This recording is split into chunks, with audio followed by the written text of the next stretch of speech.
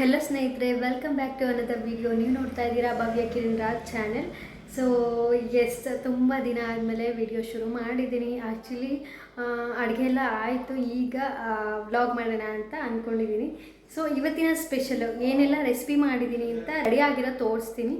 Actually ನಾನು ಮಾಡೋದೆಲ್ಲ video ಮಾಡಬೇಕು ಅಂದ್ಕೊಂಡೆ, ಏನೇನು ಮಾಡ್ತೀನಿ ಅದೆಲ್ಲ ಲೇಟ್ ಆಗಿಬಿಡುತ್ತೆ.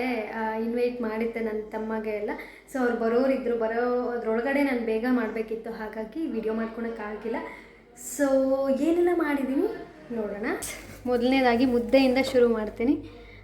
ಮುದ್ದೆ ಮಾಡಿದ್ದೀನಿ, ಅವನಿಗೆ ತುಂಬ ಇಷ್ಟ ಮುದ್ದೆ, ಹಾಗಾಗಿ ಮುದ್ದೆ ಮಾಡಿದ್ದೀನಿ. ಆಮೇಲೆ ಇದು ನಮ್ಮ ಮನೆಯವರೆಲ್ಲ ಬರ್ತಾರೆ, ಹಾಗಾಗಿ ಇದನ್ನು ಚಿಕನ್ ಚಾಪ್ಸ್ ಅಂತ ಬೇಕಾದರೂ ಕರಿಬೋದು, ಅಥವಾ ಚಿಕನ್ ಫ್ರೈ ಮಾಡಿದ್ದೀನಿ. ಚೆನ್ನಾಗಿ ಬಂದಿದೆ, ಮಾತ್ರ ಚೆನ್ನಾಗಿ ಕುಕ್ ಆಗಿದೆ.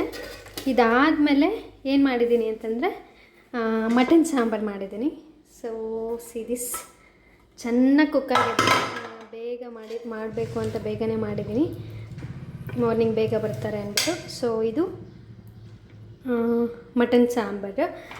ಹಾಗೆಯೇ ನನ್ನ ತಮ್ಮ ಅವ್ರ ಮಿಸ್ಸಸ್ಸು ಚಿಕನ್ ಮಟನ್ ಏನೂ ತಿನ್ನಲ್ಲ, ಫಿಶ್ ಮಾಡೋಣ ಅಂದ್ಕೊಂಡಿದ್ದೀನಿ.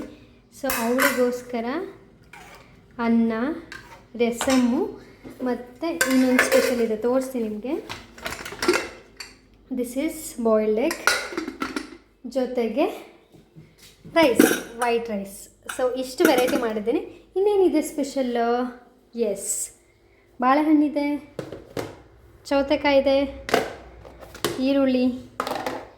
S, this is special.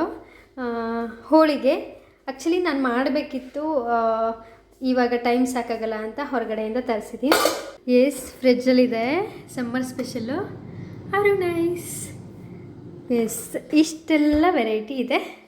ನೋಡೋಣ, ಅವರು ಬಂದ ಮೇಲೆ ಏನಾದರೂ ಆದರೆ ವಿಡಿಯೋ ಮಾಡೋಣ.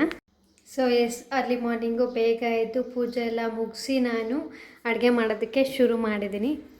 ಸೊ ಹಾಗೇ ಎಲ್ಲ ರೆಡಿ ಇದೆ. ಸೊ ವೆಯ್ಟಿಂಗ್ ಫಾರ್ ಗೆಸ್ಟ್ಸ್, ಅವ್ರು ಬರೋದಕ್ಕೇ ಕಾಯ್ತಿದ್ದೀನಿ.